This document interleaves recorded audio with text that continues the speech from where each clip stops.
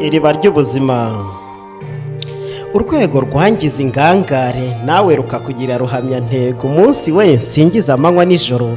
Uburezi bwabyaye umurezi ndata, dore nk'ukeje ukuri rwose ukomeze witwe ruhamyamyato. Wasumye usanga nkiri urucanda bambyutse iroro rikiri ryose, bati byuka byuka buri gitondo ntazi impamvu y'icyo gitutu, numva bambujije umunezero wo kwiganirira n'amashuka. Banjyana mu cyitwaga ikiburamwaka, nari urucanda ntimundenganye, nari ntaramenya amashira kinyoma y'uko uburere buruta ubuvuke.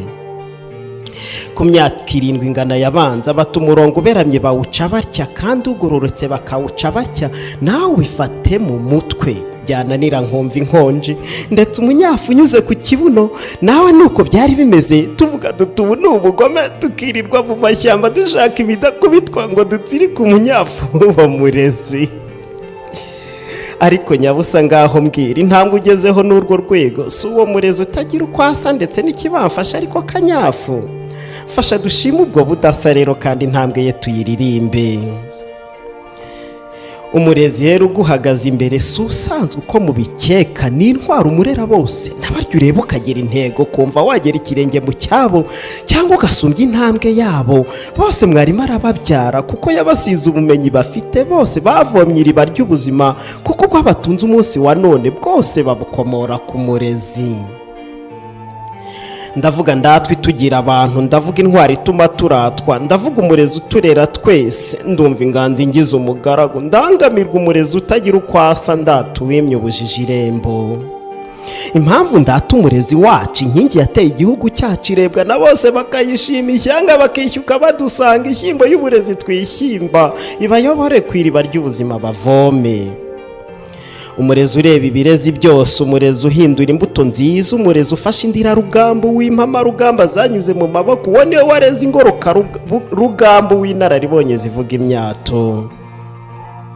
Uruharo wahawe n'uwaguhanze, ubuhanga bwatumye urugeza ku rutaro, utunze umufuka ubyibushye ahubwo utunze umucyo mu mutima, uyu mwanya ni uwo kukuvuga ibigwi.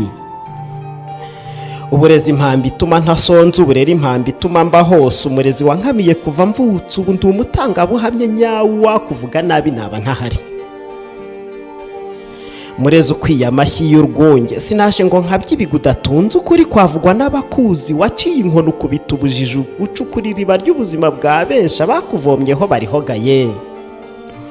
Bariya bose ubona bakomeye bogoga ikirere amanywa na nijoro, n'abarya bose ubona babyibushye bahiriwe n'ifaranga, ab'icyubahiro gihora hafi batambuka bakomerwa yombi, si wowe wabatoje gufata itushi n'ikaramu dutoki twanga.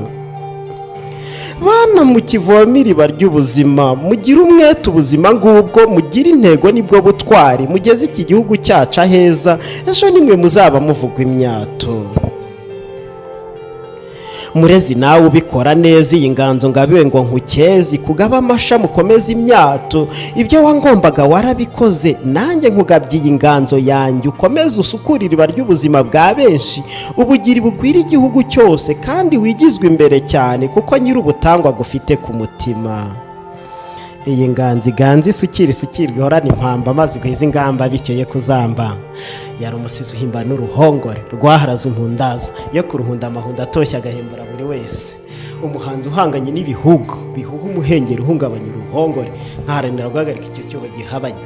Umusizi usiga mu bisigo, nkasigira inganzi abatuye isi, bagasusuruka bagasagamba bagasingiza, nkaba umusizi wo mu butema buto kwa Matare mato. Saba Imana Bucece Dominique. Amahoro ku barezi no kubarerwa mwese, kandi n'abarezwe mwese.